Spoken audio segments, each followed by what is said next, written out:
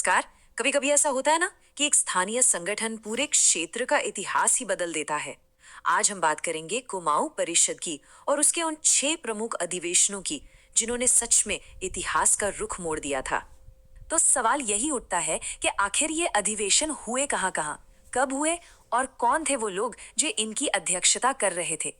हम इन्हीं सवालों के जवाब ढूंढेंगे और साथ ही ये भी समझेंगे कि ये जो सीधे साधे तथ्य हैं ये उस दौर की राजनीति और समाज के बारे में कितनी गहरी बातें बताते हैं। तो चलिए शुरू करते हैं।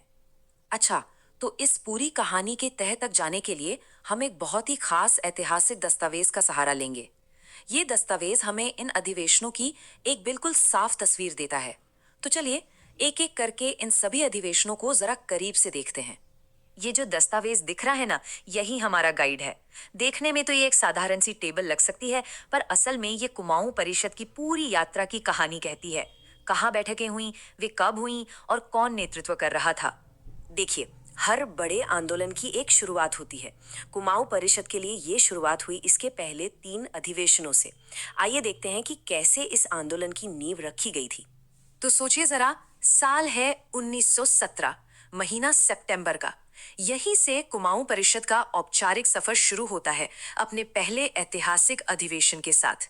तो पहला पड़ाव अल्मोड़ा, जो उस वक्त आप कह सकते हैं एक तरह का कल्चरल हब था। और कमान किसके हाथ में थी? जयदत्त जोशी के। बस यहीं से इस ऐतिहासिक आंदोलन की शुरुआत हुई और यहाँ जो फैसले लिए गए उन्होंने भविष्य की दिशा तय कर दी। अब देखिए, आंदोलन ने रफ्तार पकड़नी शुरू कर दी थी। ठीक 1 साल बाद दिसंबर 1918 में परिषद फिर से इकट्ठी हुई अपनी दूसरी बड़ी बैठक के लिए। लेकिन इस बार एक बड़ा बदलाव था। जगह अल्मोड़ा नहीं, हल्द्वानी थी। अब ये क्या दिखाता है? यही कि परिषद का असर पहाड़ों से उतरकर तराई के इलाकों तक पहुंच रहा था। और हाँ, नेतृत्व भी बदला। इस बार कमान थी तारादत्त गैरोला के हाथों में। और ये सिलसिला रुका नहीं। अगले ही साल अक्टूबर 1919 में तीसरा अधिवेशन हुआ। ये साफ संकेत था कि आंदोलन की जड़ें लगातार मजबूत हो रही थीं। तो अब हम पहुंच गए एक और नई जगह, कोटद्वार। और अध्यक्ष भी नए, राय बहादुर बद्रीदत्त जोशी। एक पैटर्न दिख रहा है ना? हर बार नई जगह, नया अध्यक्ष। इससे पता चलता है कि परिषद किसी एक शहर की नहीं बल्कि पूरे कुमाऊं की आवाज बनती जा रही थी। तो पहले 3 अधिवेशनों ने तो एक जबरदस्त नींव डाल दी।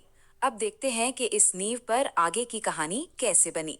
समय आगे बढ़ता है, साल आता है 1920 और परिषद अपने चौथे बड़े अधिवेशन के लिए बिल्कुल तैयार थी। ये सफर का एक और अहम मोड़ था।